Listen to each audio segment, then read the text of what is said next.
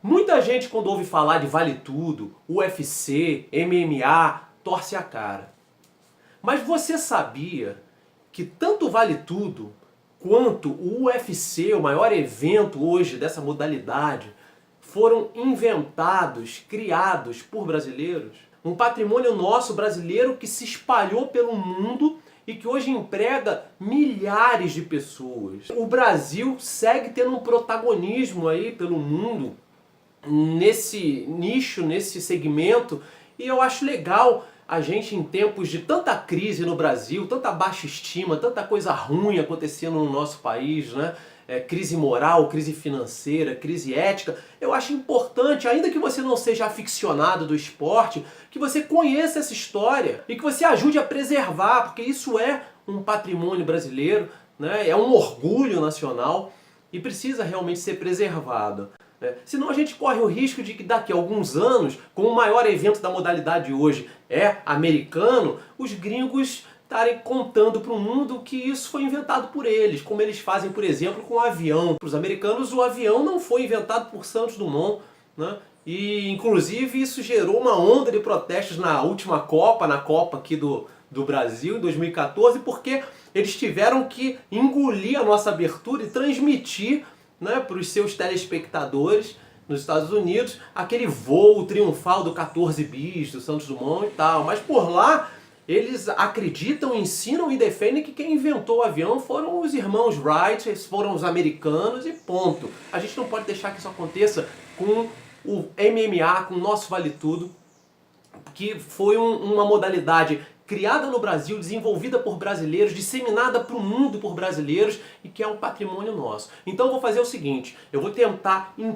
poucos minutos, e não é tarefa fácil porque é uma história muito longa, eu vou tentar em poucos minutos contar o porquê desse protagonismo do Brasil nesse segmento, por que os lutadores brasileiros são respeitados no mundo todo e por que você deve conhecer essa história para se orgulhar do Brasil e para ajudar a preservar e a defender esse nosso patrimônio. Se você é aficionado do esporte, você vai sentir que eu vou pular vários detalhes, até porque nem daria conta de contar tudo tintim por tintim aqui nesse vídeo curto.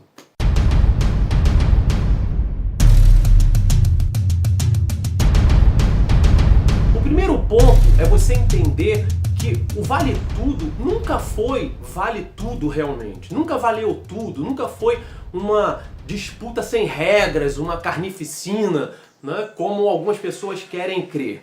Na verdade, o Vale Tudo ele remonta à época, no meio do século passado, década de 50, a partir dali, quando a primeira geração da família Gracie, que aprendeu o jiu-jitsu com um japonês chamado Conde Coman, um cara que veio do Japão para Manaus, onde a família Gracie morava, e ensinou para o Carlos Gracie, que era o irmão mais velho. O Carlos Gracie ensinou para os outros irmãos e tal, né? E depois a família veio para o Rio de Janeiro e o Hélio Gracie foi o que se destacou mais dentre esses irmãos como lutador, como professor, e começou a desafiar várias pessoas de outras modalidades para querer provar a supremacia da arte dele. Na verdade, aquele jiu-jitsu que o japonês ensinou, que o Conde Coman ensinou, era um jiu-jitsu de raiz japonês que foi adaptado para um outro sistema criado pela família Gracie, que é o que se convencionou chamar de Jiu-Jitsu Gracie, ou lá fora também muito conhecido como Brazilian Jiu-Jitsu. Eles realmente inventaram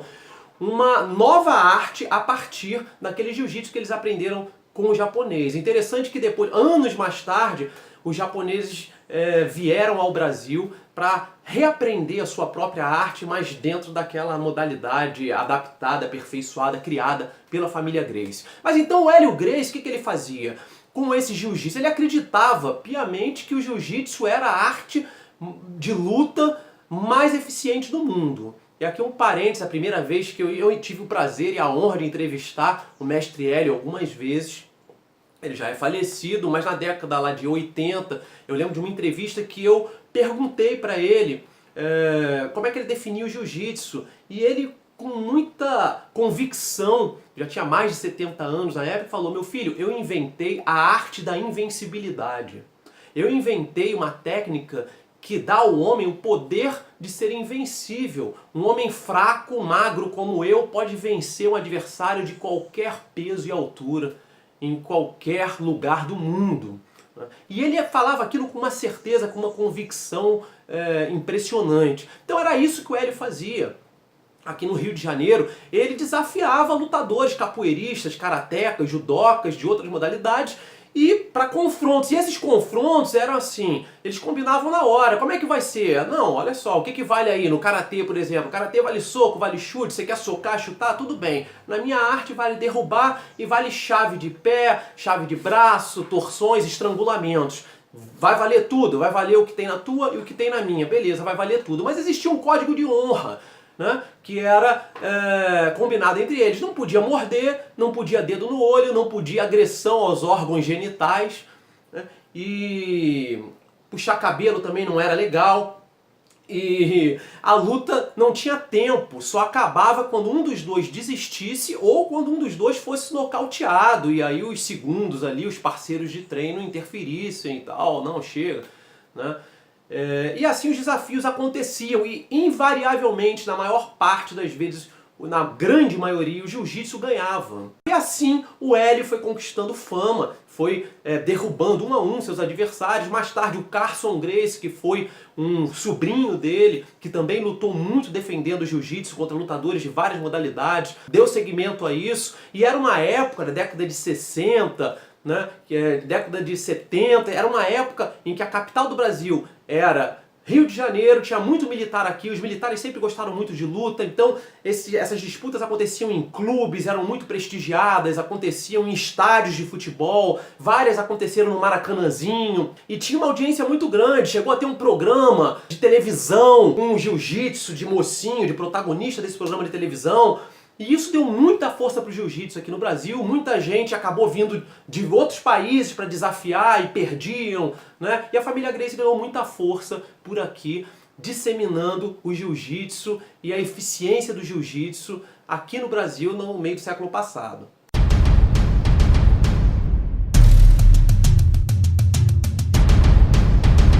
Aí a gente pula para um outro capítulo, que foi quando Rorion Gracie, o filho mais velho do mestre Hélio, ali no final da década de 80, decidiu que já era hora de levar o jiu-jitsu para o mundo conhecer. Ele foi para os Estados Unidos com essa missão. Foi para lá inicialmente trabalhando de house cleaner, de faxineiro, mas toda vez que ele tinha oportunidade ele falava: ó, eu venho de uma família, da maior família de lutadores do mundo. E falava com convicção, aquela mesma convicção que o Hélio me disse que tinha criado a arte da invencibilidade. E esse sempre foi um grande trunfo dos Gracie. Eles acreditavam realmente naquilo, eles davam a vida, o sangue pelo jiu-jitsu, né? E a arte era de fato eficiente. E o Rorion começou a fazer nos Estados Unidos a mesma coisa que o pai fazia aqui. Começou a desafiar professores de outras modalidades, começou a ir em seminário, ia ter um seminário de karatê, um seminário de kung fu, ele aparecia lá, na hora de dúvida ele levantava a mão e falava: olha, mas num combate real isso não funciona. Aí todo mundo ficava olhando, ele ia lá e desmoralizava o professor,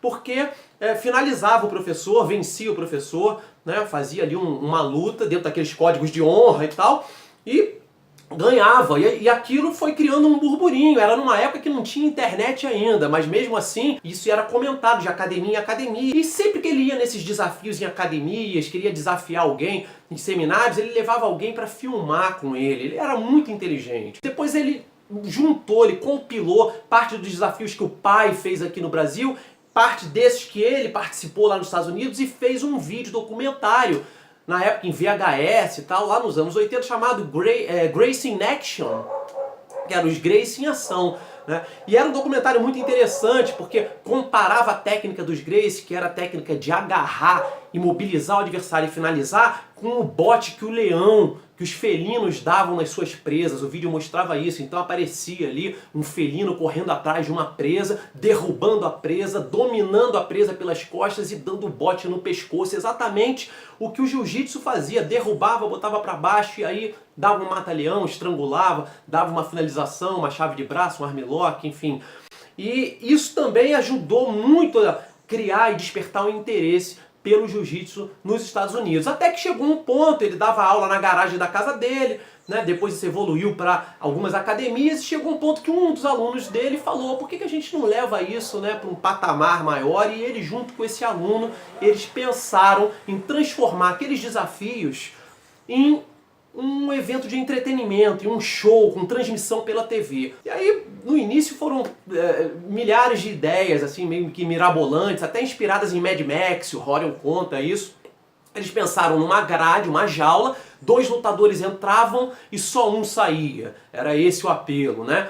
E vale tudo, com aqueles códigos de honra, mas vale tudo, só para a luta quando um dos dois desistir. Não tinha categoria de peso, nem limite de tempo. Ficava lutando ali até um ser nocauteado ou desistir. Essa era a proposta. E era uma disputa entre modalidades diferentes. Vamos provar qual é o melhor estilo de luta. Então eles chamariam lutadores de várias modalidades para se enfrentar num torneio. Essa era a proposta do evento. Inicialmente essa jaula que eles pensaram num lago em volta com um tubarão andando, meio que para dar a impressão de que o lutador realmente não poderia fugir dali, mas isso obviamente foi abolido, a viabilidade era complicada, mas o fato é que eles conseguiram uma empresa de entretenimento na época, até ligada ao mundo de videogames, que comprou a ideia. Eles fizeram um show, convidaram lutadores de várias partes ali do mundo, de várias modalidades, conseguiram vender um pay-per-view para a televisão, para transmitir aquilo pela televisão. Ninguém acreditou muito, que fosse bombar, enfim, e chamaram um representante da família Gracie para estar no torneio. Inicialmente foi um torneio de 8 lutadores e representar o jiu-jitsu brasileiro ali. E aí é que começa a grande revolução nas artes marciais da década de 90 para cá. Realmente mudou o cenário das artes marciais no mundo todo aquele evento que já era o UFC, Ultimate Fighting Championship, o UFC 1. O Royce Gracie entrou como representante da família, de kimono, tinha lutador de boxe com luva de boxe na mão, tinha gente do karatê, tinha gente do kung fu, tinha gente de todas as modalidades. Foi um torneio de 8 pessoas, o Royce Gracie venceu, tinha que vencer todas as lutas no estilo mata-mata na mesma noite. O campeão era o que vencesse todas as lutas. O Royce Gracie venceu as 3 lutas dele por finalização, todas contra adversários mais pesados do que ele. E aquilo impressionou muito, porque como é que pode esse cara magrinho, e que luta era aquela, o americano não estava acostumado a ver, na verdade o mundo não estava acostumado a ver, uma luta que o cara, em vez de trocar soco e chute, ele corria, abraçava o adversário, ia pro chão, e aí o adversário batia nele, e quando todo mundo achava que ele estava apanhando, de repente ele dominava um braço e dava uma chave no cara, ou dominava uma perna, derrubava o cara, pegava o pescoço, e daqui a pouco o mais forte estava batendo, era o Royce vencendo. Isso foi uma revolução no mundo. O pay-per-view explodiu, teve uma audiência muito acima do que eles esperaram,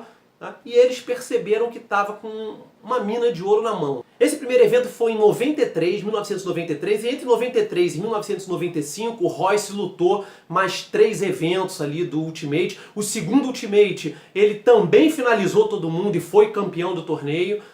O terceiro Ultimate ele fez uma luta contra o Kimo, um cara muito mais pesado do que ele, que entrava carregando uma cruz, já tinha música de entrada, pirotecnia ali, e foi uma luta muito dura que o Royce ganhou, venceu no final, conseguiu finalizar o Kimo, mas saiu machucado, não pôde continuar no torneio. E aí todo mundo achou que poderia estar acabando ali o reinado do Royce. Nada. No evento seguinte, no Ultimate 4, ele voltou e finalizou todo mundo de novo e foi campeão de novo. É preciso dizer que no UFC 4, a luta final do torneio que o Royce fez foi contra o Dan Severn, que era um wrestler americano muito conhecido como a Besta, um cara de 120 quilos, enorme, o Royce ali com 75 quilos, ninguém acreditava que ele fosse ganhar, e ele ganhou do Dan Severn, finalizando o Dan Severn com um triângulo no final da luta, e aquilo impressionou demais os americanos, impressionou demais os lutadores no mundo inteiro que assistiram aquele evento. E de repente, todo mundo começou a olhar para o jiu-jitsu brasileiro e falar: peraí, essa é a arte mais eficiente do mundo, eu tenho que aprender esse troço, senão eu vou sempre perder para o magrinho. E foi justamente isso que aconteceu no mundo, e vários faixa pretas de jiu-jitsu aqui do Brasil começaram a ser assediados para dar aula no mundo todo. As equipes queriam aprender aquilo, que arte era aquela, o que é esse Brazilian Jiu-Jitsu. A gente precisa saber isso, porque senão a gente vai sempre perder dessa forma, como o Royce está ganhando todo mundo aqui no Ultimate. Foi uma grande revolução e começou a realmente empregar e abrir mercado de trabalho para brasileiros no mundo inteiro.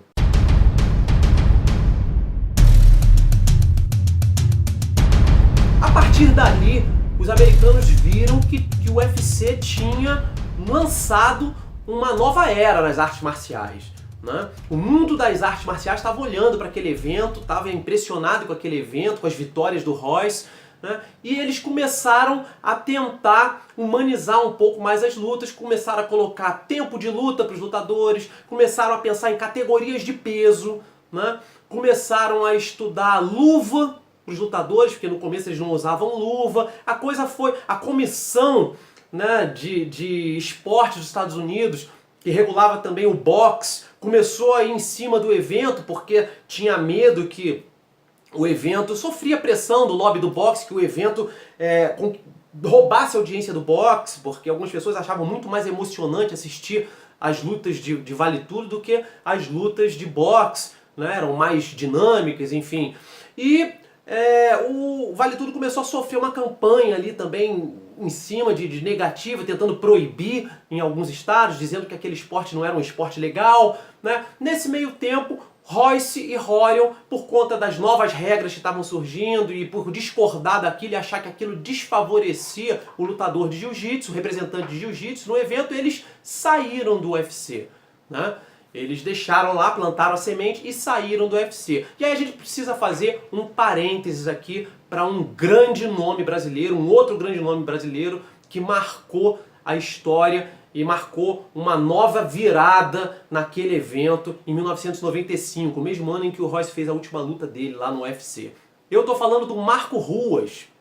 Marco Ruas, um carioca, um lutador que gostava muito de luta em pé, representava o Muay Thai, né? Mas fez taekwondo, fez judô, fez jiu-jitsu, ele treinava tudo e essa era a grande diferença dele. Enquanto naquela época os lutadores ainda estavam pensando em defender modalidades, e os do jiu-jitsu muito apegados ao jiu-jitsu, os do wrestler tentando mostrar que a supremacia do wrestler também podia, né, enfrentar ali o arsenal do jiu-jitsu, o Ruas era um cara que estava à frente dessa galera toda, porque ele treinava todas as modalidades e ele dizia que não tinha modalidade, ele não era representante de modalidade nenhuma, ele era representante dele próprio, era o Ruas Vale Tudo, como ele chamava. E o slogan dele era muito interessante, ele falava: se você chuta e soca, eu agarro. Se você agarrar, eu chuto e soco, não tem saída. E era exatamente assim que ele lutava. E o Ruas entrou no Ultimate 7 para fazer uma campanha memorável. Era um torneio também no estilo de mata-mata,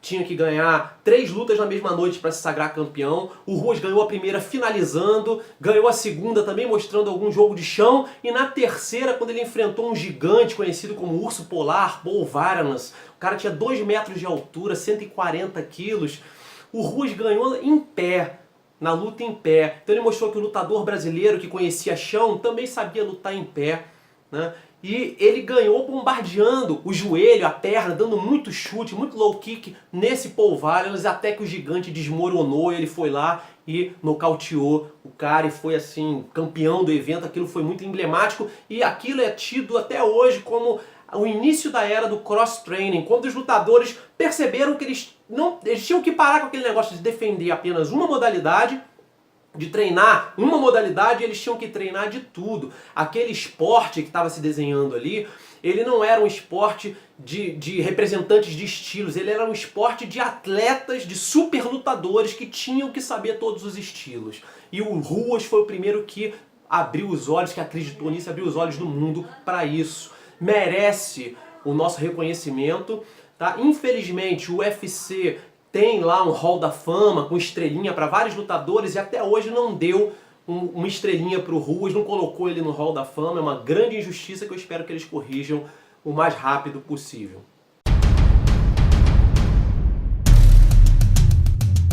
Dando um outro salto grande nessa história, depois daquele triunfo do Ruas, outros brasileiros foram lutar no Ultimate, outros brasileiros brilharam, né? Inclusive Vitor Belfort surgindo como fenômeno na época, aos 19 anos, nocauteando também, faixa preta de jiu-jitsu, mostrando que sabia lutar em pé. Mas o Ultimate passou por um período muito difícil, muito turbulento nos Estados Unidos, porque realmente foi duramente combatido pelo lobby do boxe. E ele se viu obrigado a mudar regras, a ter que implementar uma série de medidas de segurança, categorias de peso, equipamentos de segurança. Vários estados proibiram os eventos. Então foi um período ali de muita turbulência, de ajustes, que o UFC ficou ali tentando né, sobreviver a essas exigências todas e a campanha negativa de preconceito que ele sofria também lá na América, quer dizer, não é só aqui no Brasil que existia preconceito com Vale Tudo, e foi nessa época que se cunhou o termo MMA. Porque no início se chamava Vale Tudo mesmo, era Vale Tudo, era luta sem regras, desafio de estilos, mas como parte daquelas medidas para limpar a barra do esporte, tornar o esporte mais bem visto, eles adotaram as medidas de segurança e também resolveram mudar o nome.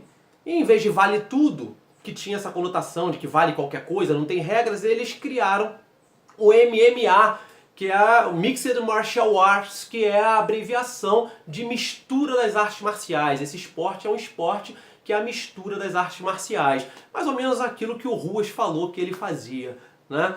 E o mundo começou a chamar de MMA, até para apresentar para patrocinadores, para grandes patrocinadores, para empresas, né? Aquilo ficava uma coisa menos agressiva e foi esse termo que começou a ganhar espaço no mundo. Nesse meio tempo, enquanto o UFC estava lutando contra toda a sorte de ataques e preconceitos nos Estados Unidos, continuava fazendo seus eventos, uma grande potência surge no mundo, que é o Japão. O Japão sempre teve tradição de luta, sempre cultuou a imagem do samurai, do lutador, e o Japão também ficou muito impressionado com aquela revolução feita pelo Royce lá atrás, né? E resolveu que ia criar um grande evento. Eles já tinham eventos lá, mas não eram eventos tão reais, né, de luta real, como era o UFC. E eles resolveram que iam fazer um evento naqueles moldes e criaram o Pride. Em 1997 eles criaram o Pride e teve um representante Gracie, o Rickson Gracie, que era irmão do Rorion também, um faixa preta de jiu-jitsu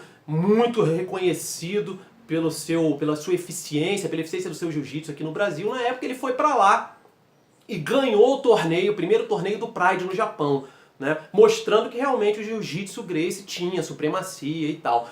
Aquilo impressionou os japoneses, lógico, e eles começaram a investir muito dinheiro. O Pride tinha transmissão na TV aberta, pela TV Fuji, eles tinham grandes patrocinadores, né? E como a cultura da luta já era mais arraigada no Japão, eles não enfrentaram as resistências que o UFC estava enfrentando na América, então eles cresceram muito. Em vez de um cage, as lutas eram num ringue e valia inclusive golpes que já não valiam mais no UFC, como pisar na cabeça, tiro de meta, que era quando o cara tava no chão, você chutar a cabeça dele, essas coisas valiam no Pride. As lutas eram muito reais e ali os brasileiros também se destacaram e a gente teve uma grande era de grandes campeões brasileiros no Pride, os maiores deles, os mais lendários, Vanderlei Silva e Rodrigo Minotauro.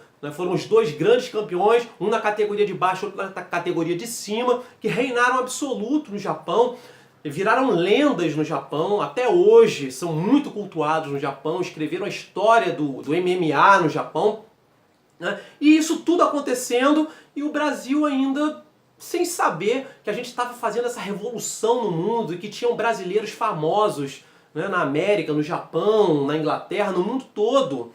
E a gente aqui não dava espaço nenhum para esse esporte. Em 2001, com o Pride já consolidado como o maior evento de MMA do mundo, né, muitos brasileiros ganhando lá e lutando por lá, era o sonho de todo brasileiro lutar no Pride, o UFC, que estava ali meio devagar, ele foi comprado por $2 milhões por dois irmãos, os irmãos Fertitta, que eram donos de cassino, entendiam da indústria do entretenimento, viram aquele movimento lá do Japão e falaram, peraí, a gente foi que começou, vamos recuperar o protagonismo do UFC. Compraram o evento, começaram a investir, começaram a fazer política, né, para diminuir as restrições. A coisa foi indo, foi num crescente, até que eles realmente conseguiram resgatar aquele prestígio. A audiência cresceu muito no pay-per-view e o UFC recuperou o seu protagonismo, né? Teve uma ajuda de um problema sério no Japão, o Pride.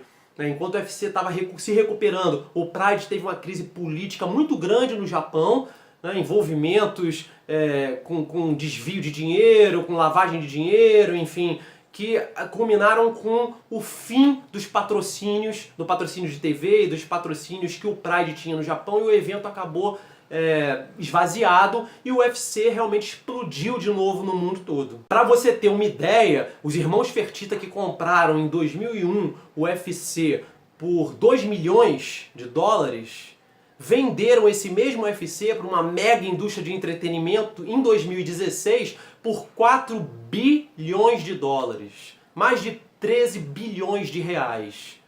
Tá? Foi uma venda recorde para uma franquia esportiva e noticiada no mundo todo, em primeira mão pelo New York Times, enfim. Então é uma grande indústria que cresce, continua crescendo e que foi inventada por brasileiros. A revolução inicial foi feita pelo carisma dos lutadores brasileiros e pelo fascínio que o jiu-jitsu brasileiro despertou no mundo, com aquele cara magrinho ganhando de todo mundo. Mesmo assim, no Brasil, a gente continuava com muita resistência, os grandes veículos esportivos diziam que aquilo não era esporte, não queriam mostrar, até que houve algumas matérias, houve uma matéria emblemática no Fantástico, que a Glória Maria foi ao Japão ver que os brasileiros realmente eram ídolos lá, e isso passou. A gente foi minando algumas resistências, mas o grande divisor de águas foi a super luta entre Vitor Belfort e Anderson Silva em 2011, lá nos Estados Unidos. Foi uma luta entre dois brasileiros,